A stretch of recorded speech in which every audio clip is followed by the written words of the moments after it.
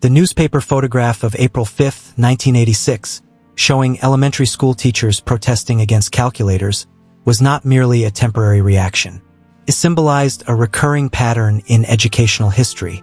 In every era, whenever a new intellectual tool entered the classroom, it was accompanied by fears that it might weaken human cognitive abilities.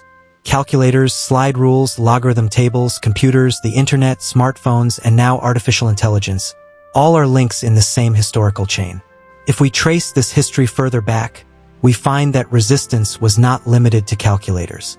In the 19th century, when logarithm tables and mechanical calculating machines began to be used in Europe and America, some educators objected, arguing that students' mental exercise would decline.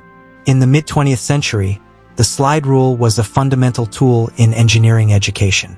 When electronic calculators became affordable and widespread in the 1970s, many experts labeled them a threat to mental arithmetic. In the 1980s, the National Council of Teachers of Mathematics in the United States began policy debates about the appropriate limits of calculator use in early grades. Educational psychology addressed this issue seriously. According to Jean Piaget's theory of cognitive development, children pass through different mental stages. In early years, they learn through concrete objects and gradually move toward abstract thinking. If a child obtains answers from a machine without understanding basic concepts of addition and subtraction, their numerical comprehension may remain superficial. That is why many experts emphasized the necessity of building strong number sense before introducing calculators. On the other hand, Lev Vygotsky's theory suggests that learning is social and collaborative. If a tool helps a child move one step beyond their current level, it can be beneficial. This idea later became known as scaffolding. Research in the 1990s showed that when students have mastered foundational skills, guided and moderate calculator use does not negatively affect mathematical performance. In some cases, it even enhances conceptual understanding. The arrival of computers expanded the debate further. During the 1980s and 1990s, when personal computers entered schools, concerns arose that students' spelling, handwriting, and memory would deteriorate. Word processing software began automatically correcting spelling errors, raising questions about how students would learn language if machines corrected their mistakes. Later, the internet provided instant access to information, giving rise to the term Google effect, referring to the tendency of people to remember where information is available rather than the information itself. John Sweller's cognitive load theory is central to this discussion. It argues that human working memory is limited. Reducing unnecessary cognitive load allows students to focus more effectively on complex concepts.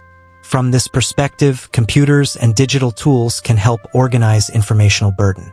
Richard Meyer's multimedia learning theory also suggests that a proper combination of visual and auditory materials enhances learning, provided the content is structured and purposeful. However, if the digital environment becomes distracting, it may undermine deep learning. Another important concept in educational technology is automation versus understanding. When a skill becomes automated, students can devote mental energy to higher-level analysis.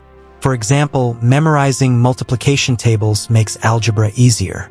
Similarly, if a computer organizes raw data, a researcher can focus more on interpretation.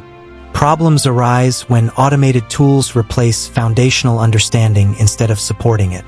Now, artificial intelligence has elevated this debate to a new level. AI systems can write essays, generate code, solve mathematical problems, and even produce research summaries. The main criticism is that students' critical thinking and creativity may suffer. If assignments are produced by machines, intellectual struggle, which Piaget described as essential for real learning, may disappear. However, modern perspectives such as extended mind theory argue that human cognition has always functioned in partnership with external tools. The invention of writing reduced the burden on memory. The printing press expanded access to knowledge. Calculators simplified complex computation. None of these eliminated human intelligence, they expanded its reach. Similarly, if artificial intelligence is used as an assistant for drafting, summarizing data, or presenting alternative arguments, it can push students toward deeper analysis and critical evaluation. The key question concerns curriculum and instructional design. If education is merely about transferring information, every new technology will appear threatening. But if the goal is to develop problem-solving skills, critical analysis, ethical awareness, and creativity, technology can be integrated as a tool. For example, early mathematics education can emphasize mental arithmetic and number sense, gradually introducing calculators for complex problem-solving. Likewise, writing instruction can first focus on language and reasoning skills, then incorporate AI as an editorial assistant. Historical experience suggests that total resistance rarely lasts. Fear dominates initially, but research and experimentation eventually create balance. Calculators are now a standard part of mathematics education. Computers and the internet are indispensable research tools. With artificial intelligence, a similar trajectory is likely, initial anxiety followed by a new equilibrium. The real challenge is not technology but human wisdom.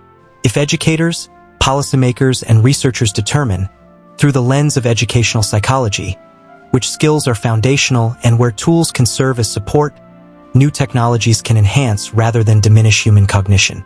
Resistance is natural, but history teaches that thoughtful integration is the sustainable path forward.